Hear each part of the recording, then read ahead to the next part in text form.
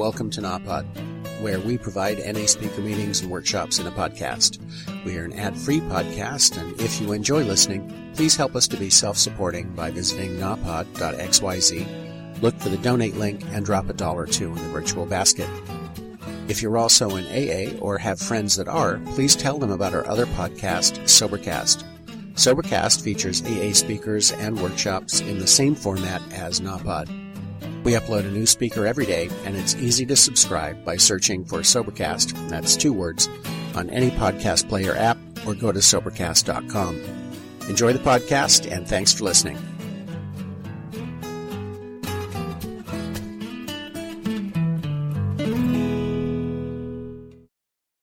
Och nu en applåd till våran talare Richie från Canada, Vancouver, Canada. Welcome, Richie.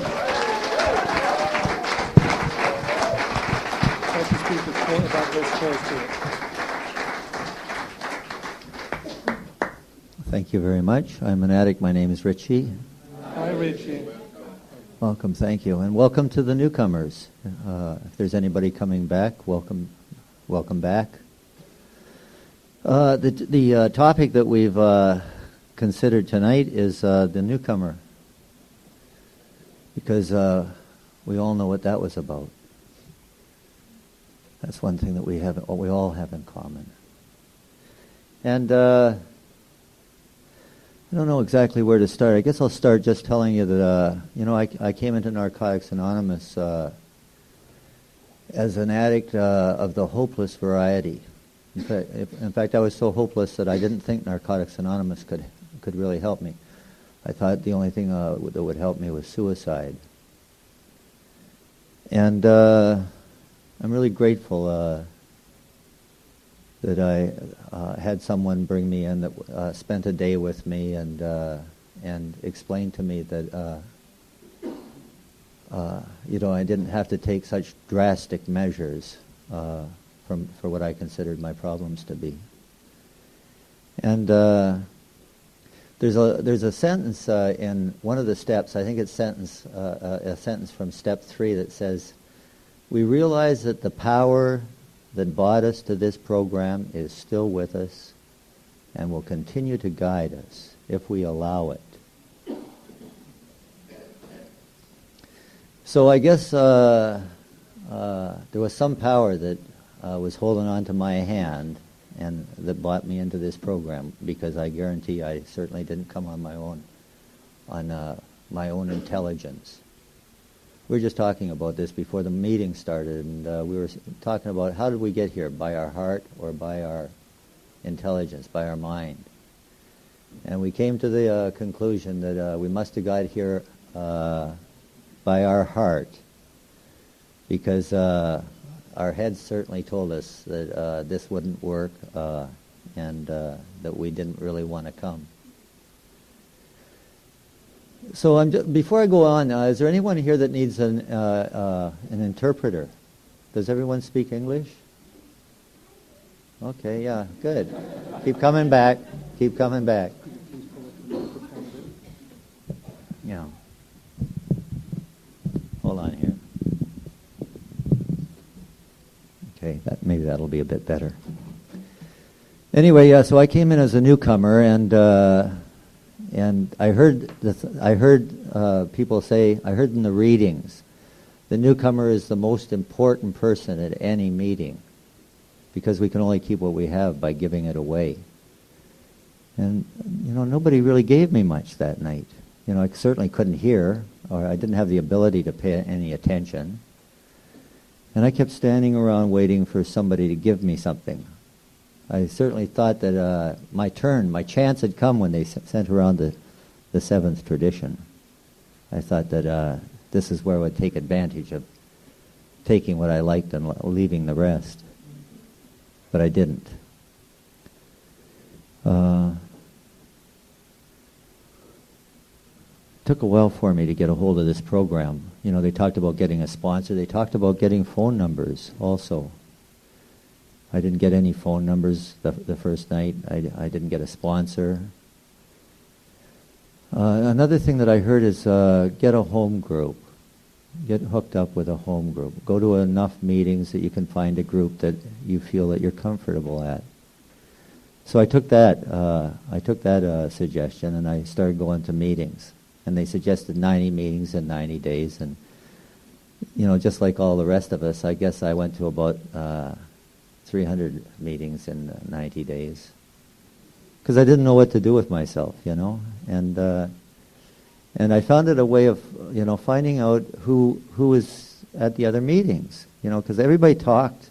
When I listened to people talk, I used to think to myself, wow, they just quoted step 1. We admitted that we're powerless over our addiction, that our lives have become unmanageable, and they didn't even read it off the wall. And I thought, wow, would I ever like to be able to remember the steps like they do?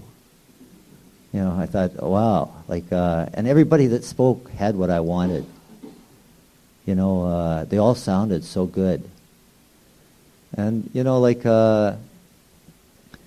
even when they contradicted themselves, one person would say, get phone numbers, and then the next person would say, don't get so many phone numbers. And it didn't matter what they said, they sounded great. Addicts have a way of making suggestions and describing their situations or dilemmas in such a way that it just sounds like it's all about me. And being an addict, I'm a little bit self-centered, so I like people talking about things that I can relate to. So, months went by, and I still hadn't got a sponsor. I bought a basic text, and I put it up on the shelf. There's a saying, I guess it's probably the same saying all over the world. It says, if you want to hide something from an addict, put it in the basic text. and that saying was certainly true for me, because, I bought it, and, I don't even think I opened it up at first, I had great intentions. I thought to myself, I got to start reading this book. I want to sound good when I come to the meetings. Because we're all caught up in that, wanting to look, what do they call it in the book, terminally hip and fatally cool. I think they talk about it in chapter 5. What can I do? And I certainly fell into that category. I wanted to look good. When I was sharing, I wanted people to listen, and I saw those giants from recovery, those people that had a year and 2 years. And I wondered, wow, I wonder how what do you do to get that, How do you stay clean that long? You must really have to learn to lie. Because I just couldn't believe that anybody could tell the truth and be clean that long. But I kept coming back. And, I got a sponsor and went over the 12 steps. And I think one of the biggest things that happened to me in my first year of recovery, my sponsor invited me to go to the World Convention. And that World Convention was in Toronto, Ontario, in Canada. And, I saw that Narcotics Anonymous was just not a small town group of people that had banded together to get clean. I started to realize that Narcotics Anonymous is a world organization. There was people representing many countries there, and of course from all the provinces in Canada, and from every state in the United States. And everybody there had what I wanted. I wanted to get clean. I wanted a new way of life. And that's what they told me when I came in here, is that you can stop using, lose a desire to use, and find a new way of life. And that's what I wanted. There's a sentence in step 1. It says, we have found that we had no choice except to completely change our old ways of thinking or go back to using. And I don't know if I really wanted to completely change my old ways of thinking, but I was ready to go 50-50 anyway.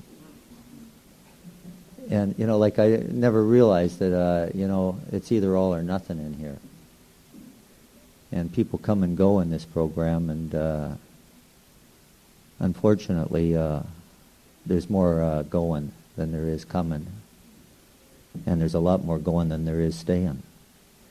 And I guess that's where, what I caught on to early on, and I thought to myself, what's going on here? How can we, what can we do to keep people coming and keep them staying? Because I figured if I could get hip to that, it might help me stay too. And I know for a fact that for me to go out and get loaded, we got a chapter in our basic text called Recovery and Relapse, chapter 7. And relapse is what do they say in the book? It says it might be the jarring event that helps us to work our program more vigorously. But I do know also that I've seen a lot of people relapse and die. And I've never had to relapse since I've come into Narcotics Anonymous. And the reason, I really believe that the reason is that I kept coming to meetings, even when I didn't want to. And sometimes there's months that go by when I don't want to come to a meeting. I just don't want to come anymore. But I do anyway. I get up in the morning. Sometimes I want to sleep for a little while longer, and I have to get up and go use the washroom. And I don't want to get up. It's cold in my room, and it's nice and warm in between the sheets and the blankets. And I don't want to get up, but I do anyway. Because if I do, the results. If I don't do what I got to do, then the results are disastrous. And in the end, I wish I had. And it's the same thing with meetings. I just keep coming. Just keep coming back. And, here's the difference for me between a good meeting and a great meeting. Because they're all good meetings. No matter what meeting I come to, I always feel better after the meeting. Just the fact that I've come. I might not be any happier after the meeting, but I do feel better that I at least made the effort. Remember, the three spiritual principles that are so important to our recovery are honesty, open-mindedness, and willingness. And I just have to be willing to get here. Now, if I get here a little early and set up the chairs and do a little bit of service work, I'm starting to move toward a great meeting. If I stand at the door and welcome everyone, I get a little closer to feeling good about my recovery. But, being an addict, I want to accelerate myself towards recovery. I'm trapped by my need for instant gratification that recovery can give me. I used to be trapped by my need for instant gratifications that drugs would give me. Now I'm trapped by my need for instant gratification that recovery gives me. And I found that the Newcomer is the key to my successful acceleration towards the goal that I feel that's worth achieving, and that's recovery. The more newcomers that I have an opportunity to work with, the better I feel all the time. It does get a little busy at times, but that's what keeps me coming back today. I'm constantly looking for newcomers to include in my program. I think I'm just going to draw a little bit of an analogy here. I don't know how appropriate this is, but over in North America, they have pyramid sales. I'm sure they do here also. Because everything else is exactly the same here. But what a pyramid sale is you see somebody that wants what you have, that you want what they have. They usually have a big car, a nice house, nice clothing, and that affluent look of comfortableness.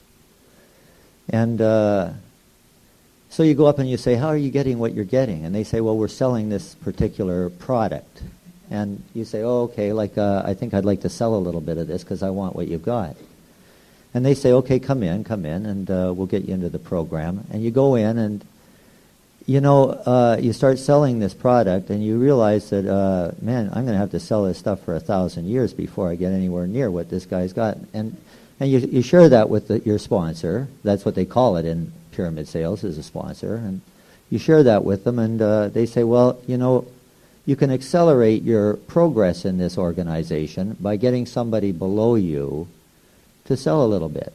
And that's basically what we do in this program, like we get a sponsee, and the sponsee keeps coming to us, asking us questions about the program that we have to look in the book to find the answers for. And in the process of looking for the answer, we get a little bit better program ourselves.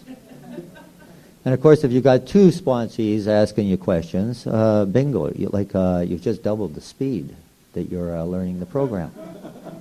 Now, as we're learning this program, you see, this is a God-given program. And, there's a line in our basic text that says, the talk of God in the meetings when we first came in repelled us, some of us. And I don't mean to repel anybody, but this is just a reality. The nice thing about the God in this program is you can have whatever you want. In step 3 it says the right to a God of your understanding is total and without any catches. But then there's a qualifying sentence that says, because we have this right, it is necessary to be honest about our belief if we are to grow spiritually. Do what you like around the God thing. But for me, I really believe that if this is a God-given program, if this is a God-given program and He's going to use me, He's going to want me to know what's going on here.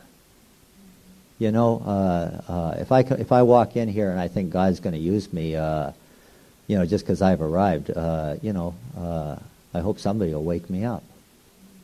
It's much like acting here. I'm trying to act like a recovering addict tonight. And, all I have to do is know the book. We have a basic text in Narcotics Anonymous, and it says in the book that this book is meant to be a basic text for any addict seeking recovery. And that's what I'm doing. I'm seeking recovery. And I want God to use me. And, He watches to see what I'm doing with my book. You using that book, Richie? Because He sees every move that I make. And, that's why I like the newcomers, because when I see the newcomer, I always ask them if they'll help me read the book a little, because they usually say yes. Everybody else that has got some time in the program is going right back to work after the meeting. Or they're busy doing something because they've got a life. So there's not many people that I can count on to help me read the book and get hip to this program, except for the newcomer. And I take them all.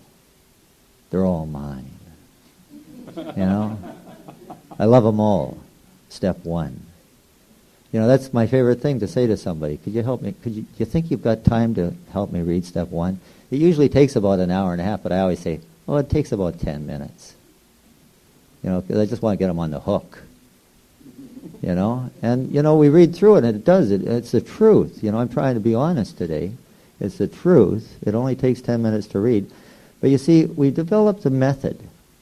Because, one of the things that we found in working with each other, not just newcomers, but with each other, is a lot of us have trouble paying attention, and a lot of us have trouble reading. I'd like to be able to tell you I just breezed through school without any trouble, but that's a lie. I'm an addict.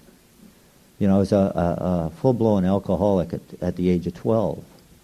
I could hardly wait till lunchtime at school when I was 12 years old so I could go to the bar and get drunk. And then I'd come back to the school and just lie down, and the teachers would never wake me up because I was a problem when I was awake. So they were real happy that I was drunk and that I'd come back into the class and burp a couple of times and go back to sleep. And they wouldn't wake me up until it was time to go home. And my report card, F, it stands for failure in North America. And I can remember my report card being covered with Fs. That was the only mark that I made. But then how could you expect me to do any better when I slept through school? But so some of us have trouble reading, and I certainly qualify for a person that has trouble reading. So we devised a method. We come here and we don't stay, thank God we don't have to stay clean for a week at a time or a month at a time. Can you imagine how hard that would be? I mean, like I'd be talking to, I don't know how many people would be in the room if we had to stay clean a month at a time rather than a day at a time. But it certainly makes it a lot easier when we only have to stay clean a day at a time. And so we thought about this a little bit, and we thought, let's maybe just try reading one sentence at a time rather than a paragraph. Because I know when I'm reading with somebody and they read the second sentence in the paragraph, I start looking out the window, But when I have to read the next sentence all the time, it demands that I pay attention. And what we did is we started numbering our basic texts so that every sentence had a number, so that as we were reading through let's say our step 1, if there was a sentence there that I thought that was really important that I'd like to talk about after the reading, I'd have a list of my numbers that I wanted to share with you. And it just works so good. I read with a newcomer, and like I say, it only takes 10 minutes to read step 1, and depending on how many lines you think are important is how long we're going to be hanging around together after the reading. I was with some newcomer I was chairing a meeting up in London, or across in London, or wherever we are. And this person came up to me, a newcomer came up to me after the meeting and said, "I'd like you to sponsor me." And I said, "Well, that's a good idea, but why don't we read the basic text first of all? Why don't we see what the program has to offer, and we'll read the book from cover to cover, and if you still want me to sponsor you after we've read the book, of course I'll say yes.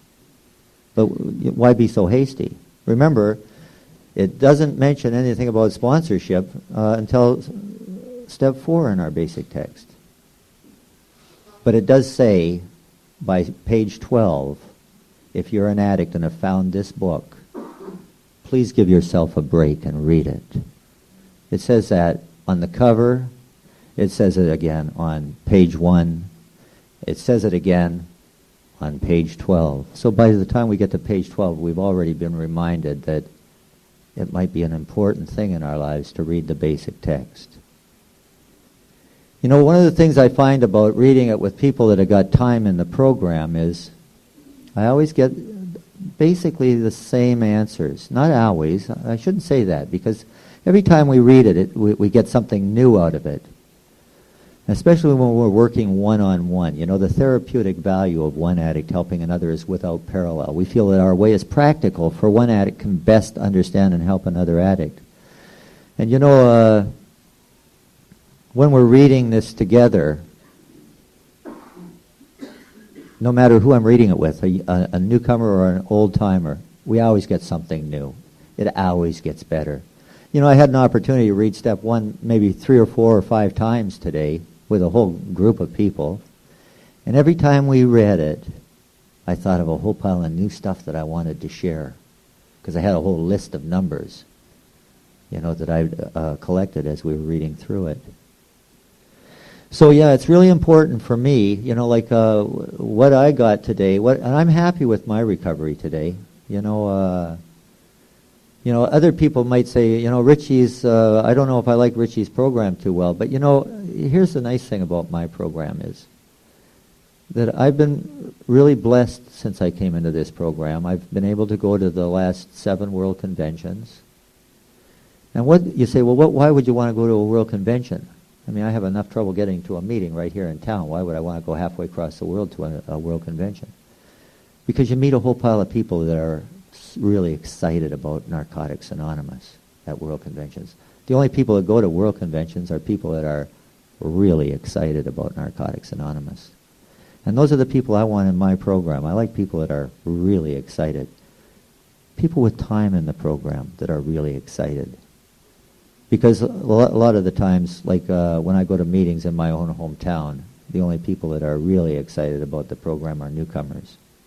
They come wandering in these doors and they really believe that this program is going to work. And those are the people I want to be around. People that really believe in Narcotics Anonymous. So yeah, I've had the opportunity to go to the last 7 world conventions, and I've had the opportunity to go to the last 4 European conventions. And I have so many friends around the world. You know, like I just went over to Matt's house last night and checked my email. I haven't checked it for a couple of weeks, and there was 168 messages on there. And not all that I really wanted, but there was a few there that I did want. And I stayed up well into the early hours of the morning returning these messages, because there's some people that loved me today. You know, I came into Narcotics Anonymous, I didn't believe anybody loved me, and I didn't really believe that I was lovable. And, you know, thank God for Narcotics Anonymous, like, because that's all changed. You know, I really, really am beginning to like who I am. And that's a big change, because I certainly didn't think much of who I was when I came in here. So yeah, the newcomer is very important to me, and we do everything that we do in our service is to try to make it better for the newcomer, to keep you coming back, and to keep you staying in the program. You know, like I hope that none of us have to ever relapse, because relapses are so often fatal. And if they're not, we end up living in insane asylums, in prisons with bars on them, or prisons that we make for ourselves. Sometimes I think the ones that we make for ourselves are worse than the ones with bars on them. At least they feed you in the prison where the bars are. The prisons that we make for ourselves, like we can starve in them, you know. And that's what we got to look forward to if we don't get the program. You know, jails, institutions, and death. So yeah, I'm pretty grateful that God supplies me with newcomers, and they always have a fresh idea. I have no idea what they're going to talk about. I sometimes have an idea what old-timers are going to talk about when I read with them, if I ever get the chance to read with them. You know, I went up to the top of, I'm going to share this one story and then I'm going to shut up, because I feel like I've talked on and on, but this is such a good story. You know, I was asked to talk to a few people down in the convention in Switzerland this year, and after the convention, somebody came up to me and told me they had one day in the program. And I said, oh, that's great.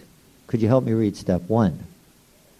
And the guy says, yeah, I could do that. And there was a whole pile of us. There was somebody from Germany and somebody from France, and who knows where they were all from, maybe Italy. And so we're all sitting around, and we're all reading step 1, and we all shared a little bit after we read. And we got to know each other a little bit better. Because this is, you know, like it's nice to get to know you. And unless I start reading, like what a way to get to know somebody. You know, there's, in this book here, there is, if step 1 was considered one of our opportunities to get together, there are 75 opportunities to get together. And like I said, it takes about an hour, usually an hour and a half to read something. Like long chapters like Recovery and Relapse, chapter 7, can take as long as 6 hours, or 7 hours, or 8 or 10 hours. But, you know, by the time we've read 75 things together, we're starting to get to know each other a little bit. We're starting to get to trust each other. You know, I'm starting to open up, because I won't tell you nothing about me. You know, addicts are very secretive people.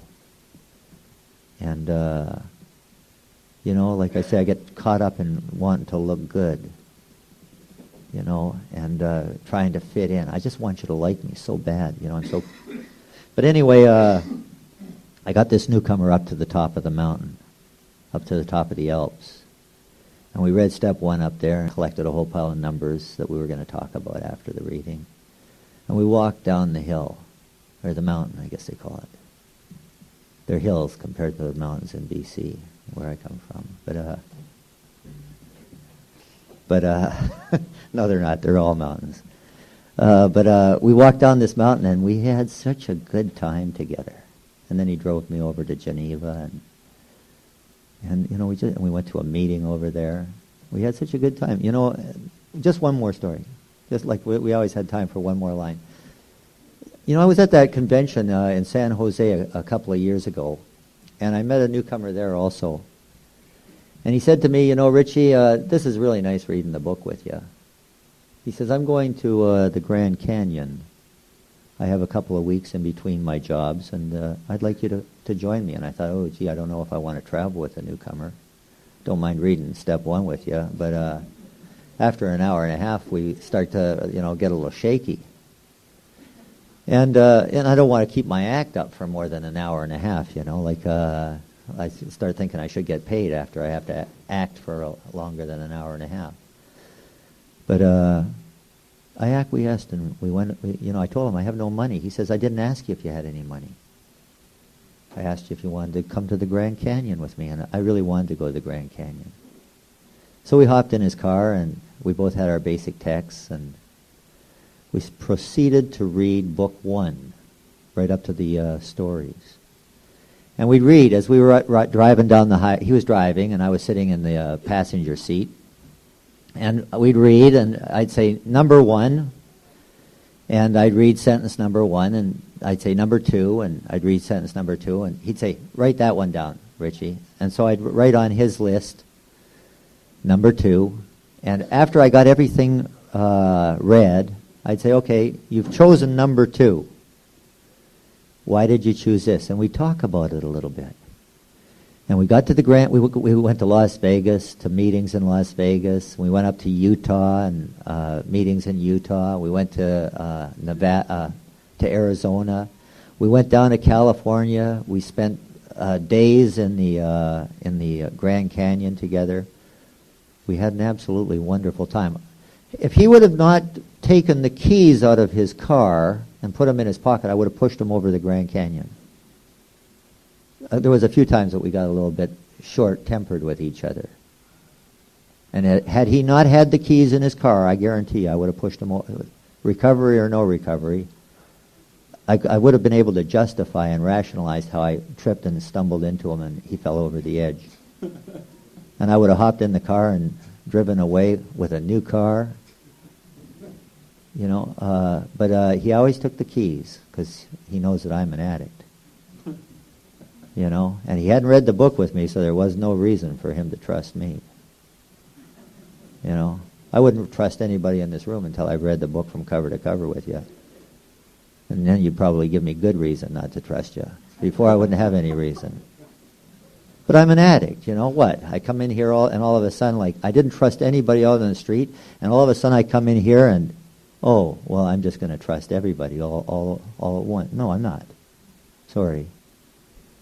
I don't have that good a recovery. I mean, I got some time in the program, but people that spend a lot of time with me know, even newcomers say to me, Richie, that wasn't very honest. You know, because newcomers stick on you. You know, sometimes you have a little trouble shaking them off, and they get past that hour and a half, and they get to see the real me. You know, so like... Anyway, we went on this trip, and, you know, 6 days later, we got back to San Jose, and he says to me, I really want to thank you for coming with me because you saved me $120. Now, remember, this guy paid for the postage stamps, the postcards, all the meals, and I looked at him and I said, how could I have saved you $120? He says, well, I looked at the billboards as we were driving by the hotels, the motels, and they were $30 a night. And if I would have been by myself, I would have stayed in a motel. But we camped out. We even ran into a couple of girls up in Utah that took us home for the night. We were supposed to stay out in the living room, and they were going to sleep in the bedrooms. But we started reading the steps in the living room together. And, you know, like, the steps are our solution. Remember, the drugs used to be our solution. And, you know, if we were using the drugs out in the living room, everybody would have come out to the living room. Well, now we were reading the steps out in the living room, and that's our solution today. And those girls weren't, I mean, they might have been a little slow taking us home, but when we started reading the steps, they knew that we had what they wanted. And they came out, and we read steps. We read steps 1, 2, and 3, and everybody went to sleep. And we had the time of our life. And they want us to come back. They said to us the next day, Wow, you guys can come back whenever you want. And very few women ever told me that before I came into the program, you know. So, you know, the steps really work. The steps work. Don't wait until you get better to work the steps. Please don't wait.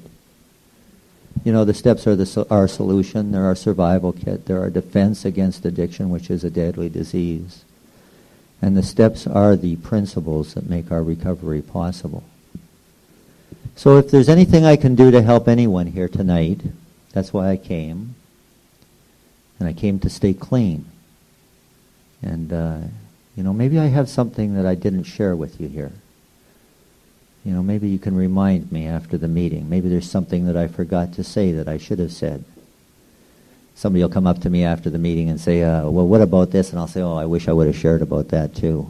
But I'm just really grateful that I've had the opportunity to come and be with you tonight. I wish everyone here another 24 hours. I'll take 24 hours for myself from this. I'm an addict. My name is Richie. God bless you all. Thank you. Thank you.